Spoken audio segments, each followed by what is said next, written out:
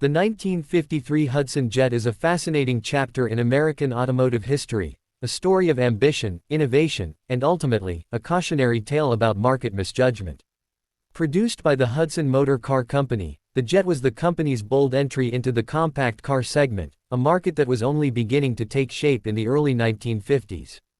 It was a car that defied conventional wisdom, both in terms of its design and its intended audience, and though it did not achieve commercial success, its legacy continues to intrigue car enthusiasts and historians alike.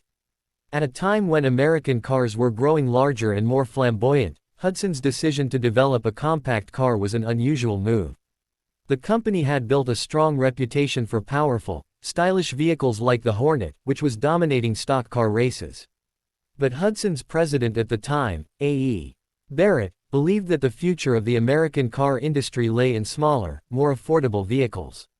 He envisioned the Jet as a high-quality compact car that would offer consumers better gas mileage, easier maneuverability, and modern styling, without sacrificing the performance Hudson was known for. Designing the Jet, however, proved to be a complex and controversial process. The initial design concepts were innovative and sleek, with styling cues that could have made the Jet stand out in the emerging compact market. But Barrett, who took an unusually hands-on approach to the Jet's development, insisted on significant changes. He wanted the car to have upright seating like the full-sized Hudsons, ample headroom for passengers, and a high roofline.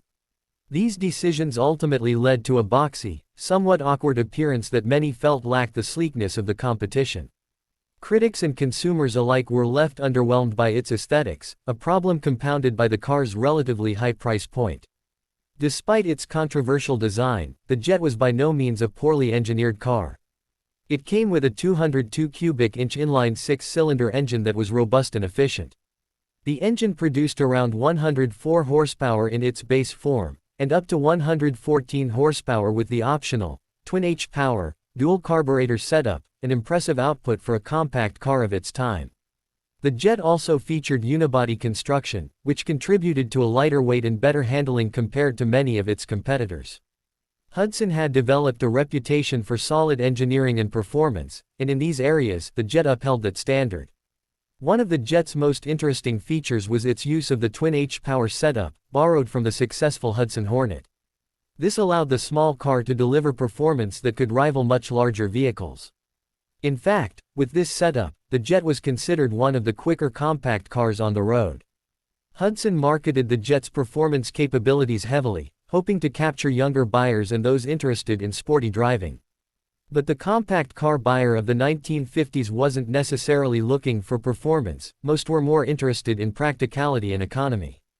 This disconnect between product and market only widened the gap between the Jet and its potential success. Marketing was another challenge for the Hudson Jet. Hudson poured a significant amount of resources into promoting the new car, including sponsoring television shows and print advertisements. However, the company's branding efforts were inconsistent. They struggled to define who the Jet was really for. Was it a sporty alternative to a full-size car, or an economical choice for budget-conscious families? The messaging was muddled, and the Jet couldn't quite find its niche in a market that was just beginning to define itself. Financially, the Jet was a heavy burden on Hudson. The company invested heavily in developing the new car, even canceling plans to update its larger vehicles to allocate more resources to the Jet. This proved to be a critical mistake. When the Jet didn't sell as expected, Hudson was left with outdated full-size models and a compact that failed to generate enough revenue to support the company.